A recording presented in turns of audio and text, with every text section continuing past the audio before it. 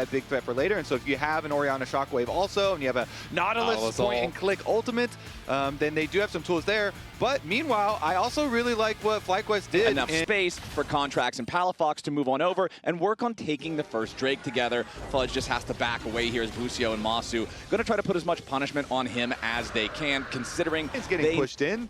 And Palafox at 50% HP, so I think they should just call it off. Mid lane prio is not there, so no reason to risk anything. Exactly. For the bloodbaths. It's truly an intellectual game. Exactly. This is the plot at the start of the movie, before all the gun battles happen, you know? Palafox just dropped the Shockwave there on quad, so no Shockwave available for an upcoming team fight. FlyQuest are going to notice that and move forward here with the Herald smited down by Contract. The fight begins. Cyclone already cast for that first usage. Contracts gets back away as the clone is the only thing to fall so far. Fudge goes all out. Whippo might just be the target here. A Tempered Fate only onto one as B-Boy has to flash and cleanse to try to get away, but the first blood belongs to Quad. Zeus is down. Shopify Rebellion. They may have claimed the Herald, but they have to sacrifice. He really Nautilus cannot get out. Everybody else can get out. So they get the Herald.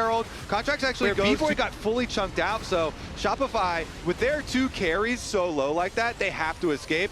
They actually got a lot of flashes down there too. No summoner spells left on B-Boy, but Busio now, that Bard is in Nowheresville. Goes back to the fountain and right before the dragon as well. He was too hungry for the chimes. Those chimes will get you. He thought for sure it's a low action game. I can be safe, go pick up some of these. No sir, Shopify Rebellion waiting, watching, and now they should be able to secure this next Drake for themselves. Yeah, that was a very aggressive He got one. Yeah, okay, so he got one chime and then immediately died for it. Unlucky for Busio there, as Quad's now got to be a little bit careful himself. Nice juke there on the dredge line from Zeus. But Shopify has already secured themselves the objective. Zeus still trying to get further away. Inspired jumping in with Arctic Assault. Zeus barely staying alive there thanks to the McHales. As now Quad finishes him off. Gets the second kill of the game here for FlyQuest. Always hurts so much when you're trying to greed your flash and then you flash and you die anyway. Because had he just early McHales and then flashed out of there, he probably could have survived. And there are hey man, you're just going on a little cross-country road. Wait for WASD. You just hit that thing into reverse. Back it up. But the 2 items for Victor are really early here, so. Ooh, Quad gets grabbed though. Massive engage coming out from Zeus. They've caught the fed Victor, but Quad still staying alive. He manages to barely get taken down as he tries to flash away at the very end. Masu firing back, wanting to get something. It looks like B-Boy's almost there, 324 out of 360 of the stack. Seraph's Embrace already fully evolved for Palafox on the Orianna, so the extra defense. A lot of deaths, but you're playing Spellbook, so no Aftershock, and you're going McHale's Rush, right? McHale's, I'm not saying it's incorrect. I actually think it's great against Sejuani as primary engage, but one wrong move, you are toast. Like, this champion is paper. This is like a Janna with a hook, right? Like, you are not a tanky boy at all when you are playing Spellbook with McHale's Rush on Nautilus. So you have got to be really good with your engages because they're almost always going to be a one-way trip.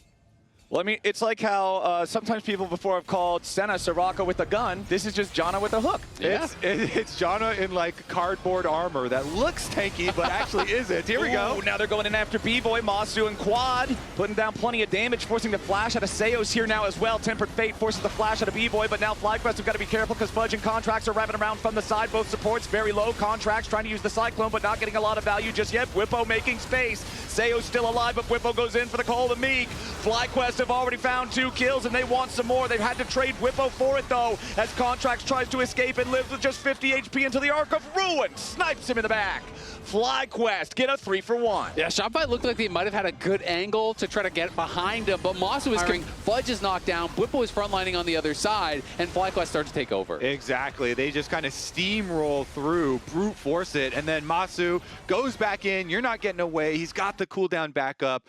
Jump and laser gets the Port is injured. They go ahead, they start up the Baron, and they demand an answer from Shopify Rebellion. Baron not dropping exceptionally fast. Busio trying to play spoiler to any approach from Shopify Rebellion. Fudge found himself in a bad spot, though. Pathmaker to try to get through. Inspired, falling back towards the rest of the team as Masu goes forward, and Fudge is in a lot of trouble. Masu on a killing spree. FlyQuest pick up the enemy top laner, and they're not done yet. They keep looking for more. Inspired tapped Palafox there with a little bit of damage, but the Orianna with the Leandries, with the Seraphs, with the turret nearby, not in danger of dying, but now once more, it's time to put attention back over on the Baron pit. Front to back is just so good for FlyQuest here. Not only is there a difference in the carries with the triple items completed for Masu, but their front line is insanely effective.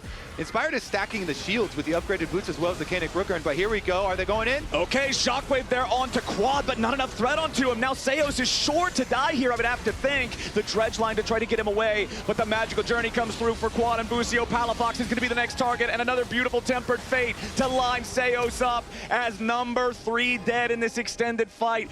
Right as Fudge comes back to life, Palafox and Zeus get picked off, and again, FlyQuest return to the Baron pit. It's a great turn there from FlyQuest, and also credit to Quad really knowing his limits. He's positioning so aggressively, making himself that primary target, knowing how much damage will have to be dumped on him to actually die. They didn't even force his Seekers. That was Nautilus ult. That was Shockwave. That was everything thrown at him. Shopify are over here. It's desperation hours. All right, Bwipo's back into the Dominus form. Contracts jumps in, trying to find that pressure onto Quad, but he's just so damn tanky. Even all-out Cassante is not having enough threat. Fudge, super low, Quad, Stasis stays alive. B-Boy doesn't have the damage to finish everything off, but the Baron is already gone. Another kill over to FlyQuest. Uses it there. They get the Baron. Now he has enough gold for Zonius. So that's just right back and ready to go.